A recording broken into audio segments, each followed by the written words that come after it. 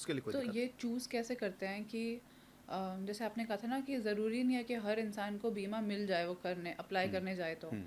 तो insurance companies choose कैसे करती हैं कि इस इंसान को हम इंश्योरेंस नहीं दे सकते? ओके। क्रिटिकल इलनेसेस होती हैं कुछ, जैसे कैंसर है, किसी का हार्ट सर्जरी हो रखा, बाईपास हो चुका है, ठीक है, स्टंट डला हुआ है, ये हाई रिस्क कैटेगरी के लोग हो जाते हैं, ठीक है ना। किसी को HIV है, ठीक है ना, जहाँ पे क्रिटिकल इलनेसेस है, टर्मिनल इलनेसेस हैं, तो जहाँ पे कंपनी को मालूम है कि श्योर शॉट क्लेम आना ही आना है, आज नहीं तो कुछ समय के बाद, तो ऐसे केसेस में इंश्योरेंस कंपनी वो रिस्क नहीं लेंगी, क्योंकि मालूम है अल्टीमेटली इंश्योरेंस कंपनी के पास पब्लिक का पैसा आ रहा है। तो इंश्योरेंस कंपनी आंसरेबल होती हैं पब्लिक के लिए, to the government authorities also, कि आपने इस पैसे को कहीं मिसयूज़ तो नहीं किया। क्यों ऑडिट होते हैं? इसलिए ऑडिट होते रहते हैं, ठीक है ना। Auditor general, central auditor general CAG की रिपोर्ट्स इसके ऊपर बनती हैं इंश्योरेंस कंपनीज के ऊपर। ऐसा नहीं है, इंश्योरेंस कंपनी के ऊपर बहुत सारे रेगुलेशंस हैं।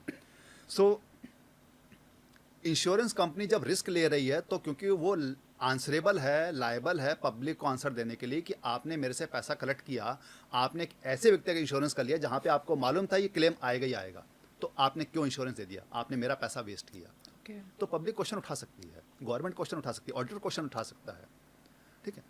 अब अंडर राइटर जो कि इस रिस्क को एसेस करता है इंश्योरेंस कंपनी के अंदर, बीइंग ए ह्यूमन बीइंग, हालांकि they are highly expert, being a human being कभी कभी गलती हो जाती है, but that is very rare chance.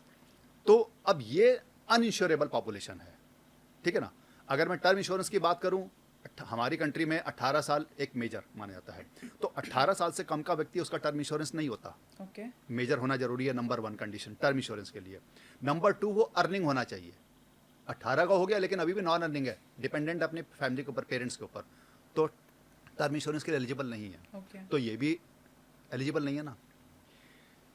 Term insurance companies generally, जो अगर हम अपनी कंट्री की बात करें, नॉर्मली 60-65 की ईयर्स की एज तक देती हैं, इसके बाद नहीं देती हैं, क्योंकि टर्म इंश्योरेंस का एक्चुअल यूज़ या पर्पस तब तक ख़त्म हो चुका होता है। तो टर्म इंश्योरेंस के हिसाब से वो पॉपुलेशन भी अनश्योरेबल हो गई, या तो वो अंडर एज्ड हैं, या ओवर एज्ड हैं, या वो किसी ऐसी क्रिटिकल या टर्मिनल इलनेस से ग्रसित हैं कि हम उनको इंश्योरेंस नहीं दे सकते, तो ये अनइंश्योरेबल पॉपुलेशन आती है। ओके। ये चीज़ तो है। 18 से 65 ईयर्स तक के लोग ही टर्म इंश्योरेंस के लिए एलिजिबल रहते हैं? एलिजिबल होते हैं, अर्निंग होने चाहिए।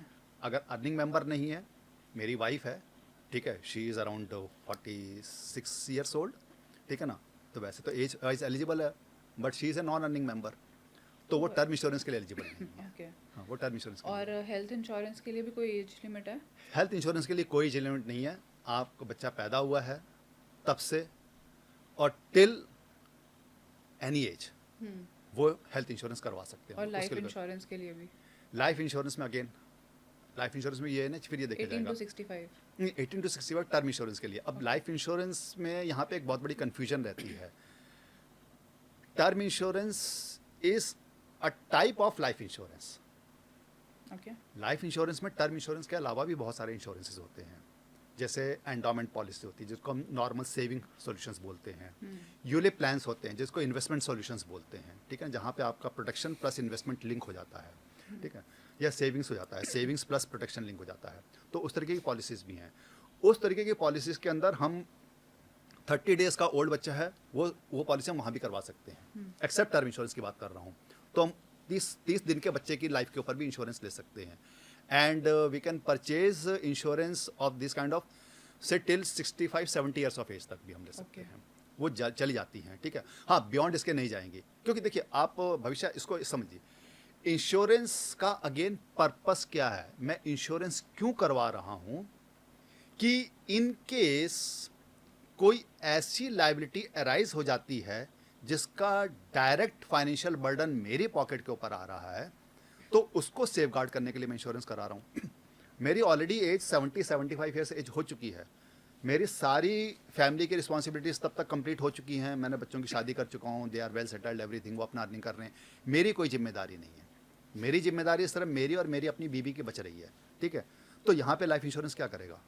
यहाँ पे हमें क्या रिटायरमेंट प्लानिंग करा हुआ था कि नहीं करा था, ताकि मेरी और मेरी पत्नी का बुढ़ापा आराम से कटता रहे। वहाँ पे रिटायरमेंट प्लानिंग हम इंश्योरेंस कंपनीज के थ्रू भी कर सकते हैं, Okay. बट वहाँ पे इंश्योरेंस नहीं होता, वो सिर्फ और प्योर रिटायरमेंट प्लानिंग होती है। तो अगर मैं लाइफ इंश्योरेंस की बात करूँ, it's a very broad term. इसके अंदर सिर्फ और सिर्फ टर्म इंश्योरेंस नहीं आता है, इसके अंदर और भी तरीके के सॉल्यूशंस आते हैं। रिटायरमेंट सॉल्यूशंस भी आते हैं, सेविंग इन्वेस्टमेंट सॉल्यूशंस भी आते हैं, और आपका यूलिप प्लान्स भी आते तो हैं। मतलब अगर मैं 30 साल के एज में अपना एक लाइफ इंश्योरेंस लेती हूँ और 60 साल में मैं रिटायर हो जाती हूँ, हम्म, तो मैंने 30 साल प्रीमियम पे करा हुआ है, हम्म। तो 60 साल के बाद जब तक भी मैं ज़िंदा हूँ मुझे एक पेंशन मिलती रहेगी। मैं इस क्वेश्चन को थोड़ा सा दोबारा समझना चाहूँगा। मैं आपसे पूछ रहा हूँ, मैं सही समझाऊँ कि नहीं। आपने बोला कि 30 साल की उम्र में आपने एक पॉलिसी लिया और 60 साल की उम्र तक आप प्रीमियम भर रहे हैं, यानी कि आपने 30 साल तक प्रीमियम भरा, आपने ये बोला। हाँ, किस तरीके का पॉलिसी आपने लिया हुआ है, किस ल- पर्पस के लिए